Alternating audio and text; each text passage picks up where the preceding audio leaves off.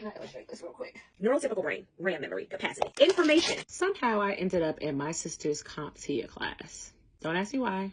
I am the least techie person in my family, but I'm always support my sister. I figured if I ever went back to corporate America, I might as well learn something that can help me earn even more.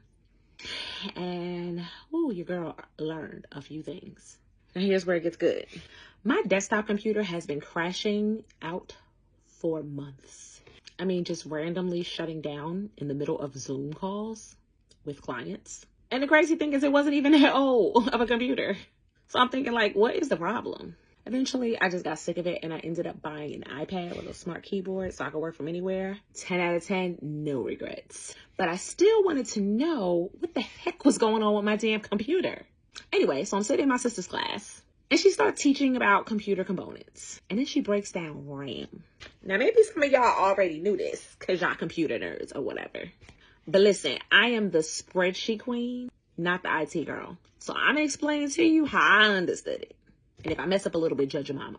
Anyway, I'm going to make the connection between RAM, ADHD, and money. So let me cook. Okay, so apparently a computer has, and let me look at my notes because I'm still, apparently a computer has like two kinds of memory, right?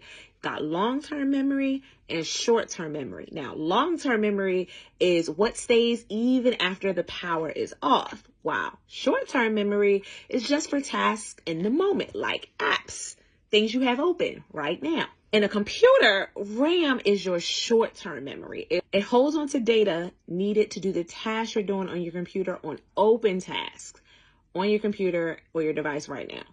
But it's limited. When it's full and you add one more thing, that's when it starts lagging and crashing on you. In a human, we also have long-term memory and short-term memory. Our short-term memory is the RAM, but in neuroscience, we call it working memory. Your working memory holds on to the information it thinks you need to remember in order to complete the task you're doing right now or in the near future. But it's also limited. When it's full and you add on one more thing to your brain, it does the same thing the computer does. It crashes out. It doesn't have the space to make all the executive decisions you need to make. And it makes the executive decision to drop some things it thinks you don't need right now. Except sometimes that thing it thinks you don't need right now is to remember you got food on the stove and it's burning. Or what you came in the kitchen for. Or a subscription you plan to cancel. Or your child at daycare. So let's talk about how this works with ADHD brains, right? We got 27 tabs open. We're trying to remember what we came in the room for, what bills are due, what email we forgot to respond to, plus pay attention to the Zoom meeting we're on. And now our boss wants to have a meeting to talk about stuff he could have put in an email. The fuck? Of course our brain crashes. Now, neurotypical folks, their RAM space is limited too, but they have more RAM space, more working memory. They can juggle more open tabs without freezing up. But us, we are maxing out our mental tabs every hour. This is the disability that's invisible to others. The disability that makes us feel unreliable, irresponsible, and inconsistent. We feel like we aren't doing our best when, relatively speaking, we're going above and beyond 100%. How can I illustrate this real quick? Let me try to illustrate this for you. Neurotypical brain, RAM memory, capacity. ADHD brain, RAM memory, capacity.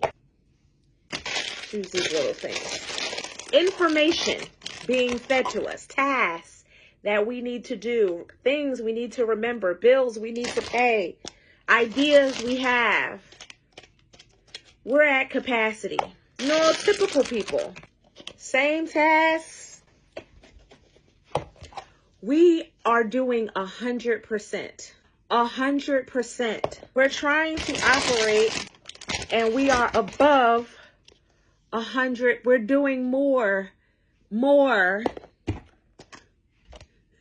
Okay?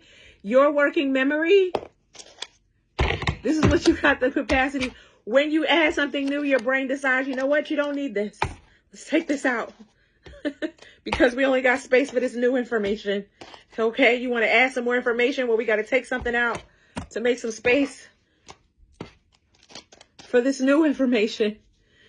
However, the neurotypical does not have to remove those memories, those ideas, those thoughts in order to take on this new information. And then we wonder why we are overwhelmed. So let me say this real loud for the folks in the back. There is nothing wrong with your brain. Your brain will do its job. You just got to stop expecting it to hold 15, 11 tabs at the same damn time and still perform perfectly. So what can you do? Here's the start. Write that shit down. On God, writing things down frees up space in your brain for what matters. You don't have to try to remember your to-do list anymore if you actually write the list. Write down your grocery list so you stop overspending when you go to the grocery store and forgetting what you came for and buying more than you needed. Write down your appointments with alerts so you don't forget and get hit with no-show fees. Write down your goals so you stop missing them simply because you forgot what they were in the first place. Write down your spending plan so you don't violate it when payday hits and you black out on the TikTok shop. Whether you're a paper and pen girly like me or a notes app queen, write that shit down. Okay, I'm done yelling at y'all today. I go live every Monday at 6 p.m.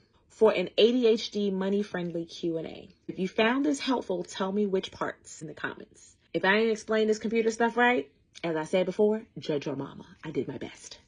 Like I said, I'm not the IT girl in my family. And again, don't try to commit to memory the times I go live when I just told you what to do.